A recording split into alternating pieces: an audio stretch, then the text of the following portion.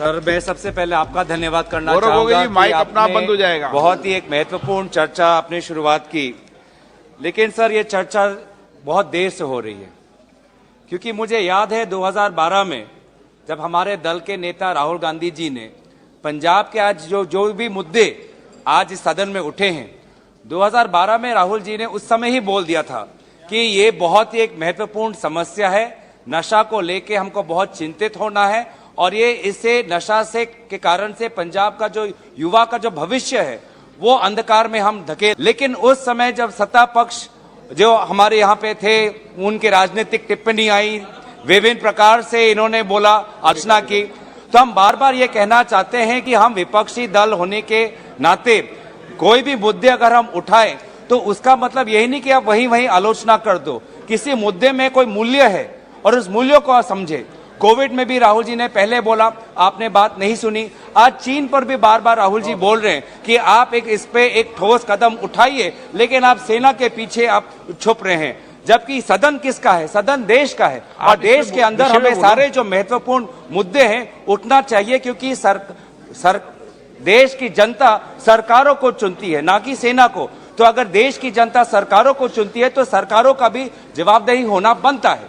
अगर आप आज ड्रग्स की हम बात करते हैं, ड्रग्स कहां से आते हैं सर? इधर पानी से आएंगे, सागर से आएंगे, या सीमा से आएंगे, या अंतर्राष्ट्रीय एयरपोर्ट विमान अड्डों से आएंगे। तो आज हम गृह मंत्री से जानना चाहते हैं कि आपने एयरपोर्ट्स में अपनी किस प्रकार से सर्वेलेंस बढ़ाई है, आपने सी बॉर्डर पे किस प्रकार से अपनी सर्वेलेंस बढ़ाई है, और अपने लैंड बॉर्डर पे आपने किस प्रकार की अपने सीमाएं बढ़ाई हैं। क्योंकि हम जानना चाहते हैं कि ये तो कोई नया मुद्दा नहीं है।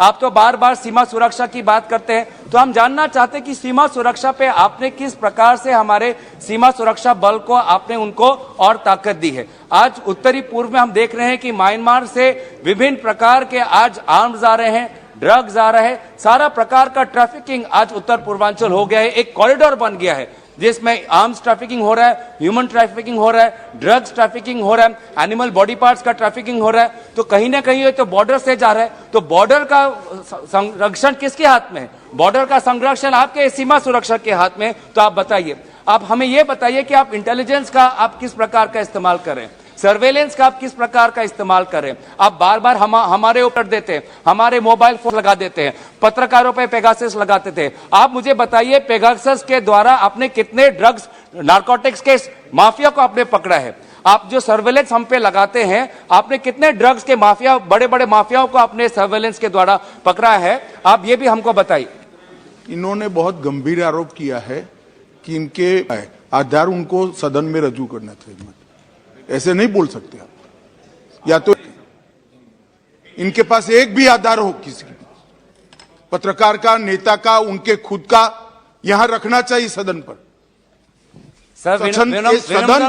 माननीय अध्यक्ष, सदन गंभीरता के साथ बहस के लिए है, स्वच्छंदी राजनीतिक आरोपों के लिए नहीं है सदन। हर सदस्य ने बोलते वक्त इसकी तथ्य को यहां रखने की पात्रता रखने के बाद बोलना चाहिए। सर, मेरा फिर आग्रह है कि अगर मेरी से कोई गलती हुई है तो सरकार ये कबूल करे कि पेगासस का इस्तेमाल नहीं करती। आपको कहना है साहब, इन्होंने कहा है कि इस्तेमाल हुआ है, उन पर हुआ है, आप तथ्य रख दो। बाकी तो सुप्रीम कोर्ट ने तय कर लिया भाई, बदनामी नहीं है आपके नेता की तरफ। आदेश दीजिए सर, तो हम क्या कर सकते हैं? आदेश दीजिए, हम आपके आदेश के अनुसार आप जो भी आपको लगता है कि सदन की मर्यादा का अगर मैंने कोई उल्लंघन किया है तो आप आदेश दीजिए। लेकिन यहाँ पे सर हम जो भी हम बात रखते हैं जिम्मेवारी से रखते हैं। माननीय एक मिनट माननीय सदन उच्च सदन है और उच्च सदन में हम अपनी बात को तथ्यों प्रमाणों के साथ रखें तो सदन की मर्यादा बढ़ती है। ये मेरा आग्रह है। धन्यवाद सर। दूसरा मैं बोल रहा था कि हमको इंटेलिजेंस पे, हमको सर्वेलेंस जो बात जहां से उठी है, हम ये जानना चाहते हैं कि आपने कौन सी आधुनिक सर्वेलेंस का इस्तेमाल किया है और कौन सी आधुनिक सर्वेलेंस के द्वारा अपने बड़े बड़े माफियाओं को पकड़ा है, ये हमें बता दीजिए। तीसरी हमारी बात है फाइनेंशियल ट्रैकिंग।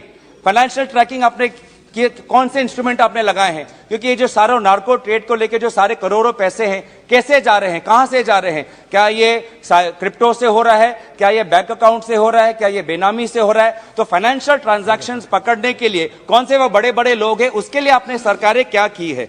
जब 2 और पॉइंट है, फिर मैं बंद कर दूंगा। जन जागरण की हम बात करते हैं, जन जागरण की जब हम बात करते हैं तो हमको विभिन्न बेसरकारी संगठनों का हमको इस्तेमाल करना पड़ेगा, ताकि वो नुक्कड़ नाटक और विभिन्न प्रकार के जन जागरण के अभियान के द्वारा गांवों में जाएं, जो छात्रों के पास जाकर आप उनको बताएं कि इस पदार्थ की नशीली दवाई हमको नहीं लेनी चाहिए। लेकिन यह सरकार बार बार FCRA को लेकर जो सिविल सोसाइटी है उस पर बार बार ये इन्वेस्टिगेशन करते हैं और सिविल सोसाइटी को भी आज ढंग से काम नहीं करने देते। आखिरी बात है ये कि सर स्पोर्ट्स की हम बात करते हैं, हम भी चाहते हैं कि स्पोर्ट्स बने। मैं खुद भी ड्रग्स को लेके अपने लोकसभा क्षेत्र में फिटनेस के लोके में दौड़ आयोजन करता हूं। अभी तक ड्रग्स के विरोध में मैं 2-3 मैंने युवाओं के साथ दौड़ आयोजन किया है। लेकिन दौड़ के साथ हमारा जो छात्र है वो जानना चाहते हैं कि स्कूल में कोच कहां है, स्कूल में प्लेग्राउंड कहां है। तो ये सरकार स्पोर्ट्स की तो बात करते हैं, लेकिन स्कूल में कोच और स्कूल में स्पोर्ट्स इंफ्रास्ट्रक्चर में इन्होंने क्या किया है वो बताइए। और अंत में सर मेंटल हेल्थ में सभी बातों ने, सभी ने ये कहा है, हम भी ये कहना चाहते हैं कि ये ड्रग्स एक कैंसर है, एक कर्कट का रोग है, और इस रोग में जो फंसता है उसको हमें एक किसी क्रिमिनल की नहीं कि वो एक रोगी की तरह उसको हम देखना चाहिए। और इसी तरीके से जहां पे हमें पुलिस और सीमा सुरक्षा पे जितना जोर देना है, साथ ही साथ रिहा